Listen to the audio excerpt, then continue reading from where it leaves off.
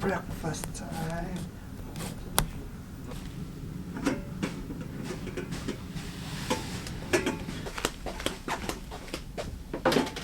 Nangako ako sa inyo last video na gagawa tayo ng room tour. So ngayong araw gagawin natin ngayon yun. Pero let's start the day with breakfast muna. So andun sa likod na yung breakfast ko. So ano nga ba ang ating breakfast? We have coffee. Wow, mainit pa. Meron akong creamer or milk, orange juice. Yan, gusto ko yan. Ano kaya ang ating breakfast? Oh wow! Salamat, gutom na ako. May omelette peno, scrambled egg, and then charan, we have cheese and bread. So it's going to be a good breakfast. Okay, let's eat. Wala nga palang kanin, no? Okay guys, I'm done with breakfast. May energy na ako, busog na ako. And for today's video, gagawa tayo ng room tour. Pero disclaimer lang guys, no, itong kwarto na to na pinag-i-stayan ko ay passenger cabin ito. Hindi ito yung kabina ng mga crew, okay? So this is a passenger cabin. Dito nag-i-stay yung mga bakasyonista.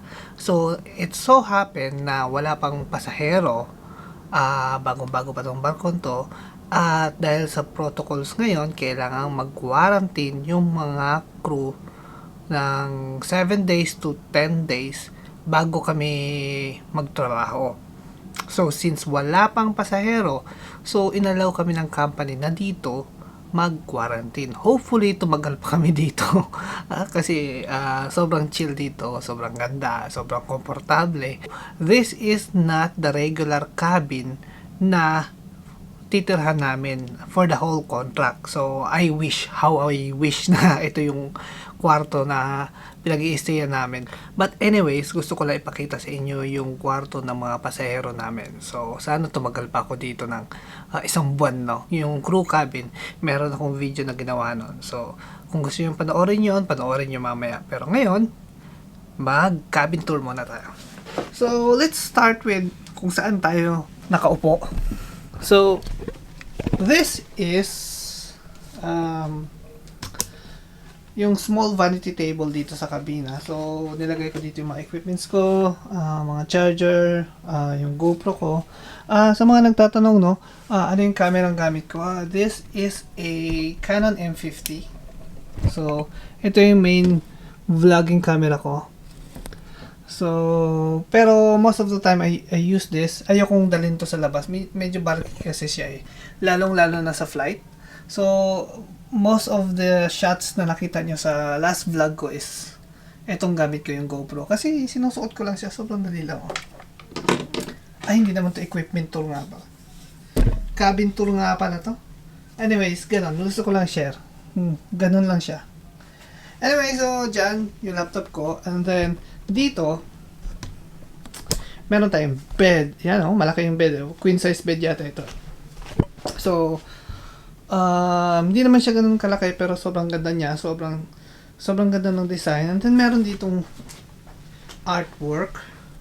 I think this is Venice. Yeah, sa Venice yan. Ang ganda dyan guys. So, nakapunta ako dyan. Sobrang ganda dyan. Pupunta tayo dyan. In the future, gawa tayo ng vlog. And then, meron ditong TV. I think this is maybe 25 inch. Basta malaki siya. Ayan, pwede kami manood ng movies, pero hindi ko naman masyadong ginagamit yan. And then dito, yan yung pinagkainan ko. Nag-breakfast na ako kanina. And then, nagbigay ng free water yung company during our quarantine. And then, merong fridge dito. Maglalagay tayo ng beer dito. Wala pa eh. So, ayan, may orange juice kanina. Tinabi ko lang para mamaya ko inumin. Then may gatos pa ako. Then may malamig na tubig. Pag gusto ko uminom ng tubig na malamig. And then, this is the most exciting part. Yung ating balcony cabin. Ay, yung balcony nga pala. So, dito ako natambay lagi. Pagka hapon. Kasi ngayon, umaga, morning sun yan. Init. Pero, tara. Punta natin. So, ang ganda ng view dito guys. So, merong dalawang deck chair dito sa mga gustong pasaherong magbilad sa init. Alam mo yun, magpapatan sila. Then, pag nagsisale tayo, makikita mo yung view na yan. Actually, puro dagat lang makikita mo dito. Pero pag nasa scenic cruising, maganda dito. Makikita mo yung mga view. So, yan yung view ko. And then, merong lifeboat dito. Makita nyo ito sa last vlog ko. So, in case of emergency, yan yung mga sasakyan natin, mga pasahero. So, ayan, mainit guys. Mainit guys. Pasok na tayo. Sobrang init. Nasa ano nga pala kami ngayon. Nasa Fort Lauderdale sa Miami, Florida. Okay, moving on. Punta tayo dito sa may CR na part. Okay. Tingnan natin. So, meron tayo ditong mini closet. So, dito ko sinasampay yung aking mga damit.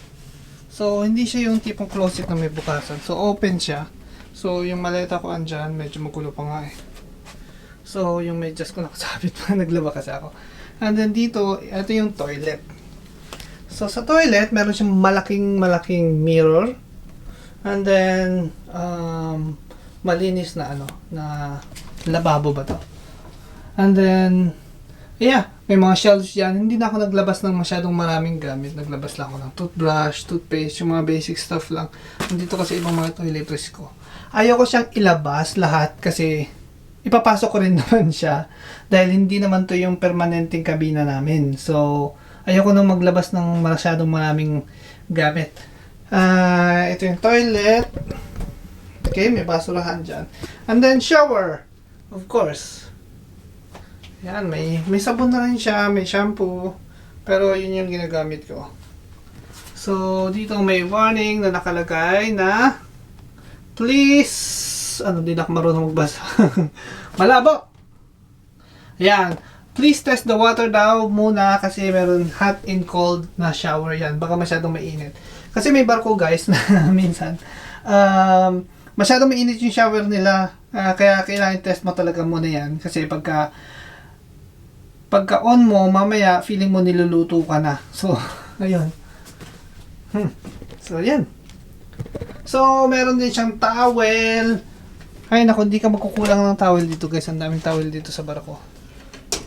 And then, merong life jacket. And then, ito, mga emergency actions.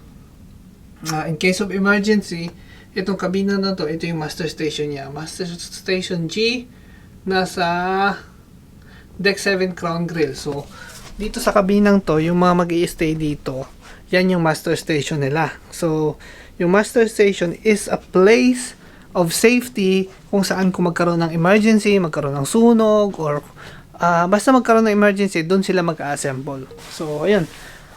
Okay. And that ends our room tour. So, ayun. Ano pa bang pag-uusapan natin? I will be staying here for 7 days. I believe so. Kasi nga, 7 days lang yung quarantine ko since fully vaccinated ako. And so, hopefully magstay pa ako dito ng ilang linggo kasi nag-i-enjoy ako. Ang sarap. Ang sarap dito guys.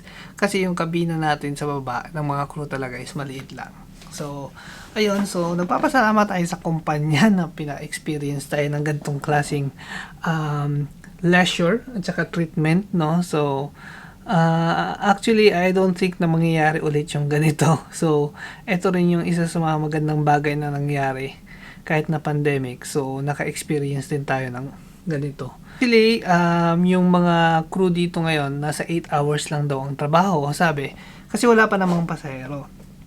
Pero regular na mga oras natin pag may voyage na is 11 hours or 13 hours a day. So, susulitin natin talaga itong panahon na to na haya-haya pa ang buhay. Pero pagka nag-sail na, bakbakan na guys. So, I don't know kung makakapag-upload pa ako ng video ng consistent. One video per week, hirap na talaga ako mag-upload. Hirap na ako nun guys. Kasi nga, magjo-duty ka ng 11 to 13 hours a day. So, that leaves me with around 11 hours left. Siyempre, magpapahinga ka, matutulog ka. So, you take out 8 hours doon. So, that leaves you with another 3 hours left. So, pagkakasyahin mo yun sa pagligo, sa kain, basta. Ang hirap pagkasyahin ng oras dito. So, sa mga videos ko, nasa 8 to 10 hours pataas yung pag-e-edit noon. Kaya ang ginagawa ko dati, 2 hours ngayon or 1 hour ngayon. So, binabudget ko siya. So, kailangan time management dito. Kaya, mahirap rin makahanap ng mga cruise ship vlogger na maging consistent. Kasi nga, dahil sa trabaho dito, pagod na. So, ginagawa ko itong pag-vlog, like mga 4 years na ata, 5 years. Hindi pa sikat yung mga vlog noon. Ginagawa ko na to kasi nga, masaya ako. Gusto ko lang i-document yung buhay ko. So, at paglabas natin dito, I'll try to make a content outside. Let's see kung ano pa yung pwede ko mapakita sa inyo, yung mga hindi masyadong nakikita. Basta marami akong gusto ipakita sa inyo. Hopefully, payagan ako mag-video sa labas. So, ayun, I think that's it for this episode. Let's keep it short and simple.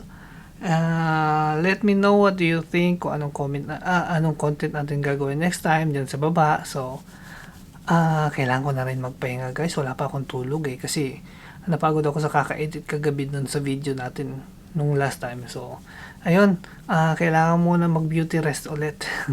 At tatawag pa ako sa family ko. Ayun, maraming salamat sa panonood and I'll see you guys next time. Ciao! Aron, shoutout pala kay Jana A. Cooper. Ayun, nasa Norwegian Joy siya ngayon. Shoutout also to Ivan David Viernes. Okay, shoutout sa iyo. And then shoutout pa sa mga ano dyan. Sa YouTube naman may nagpa-shoutout kay Bemil Tina at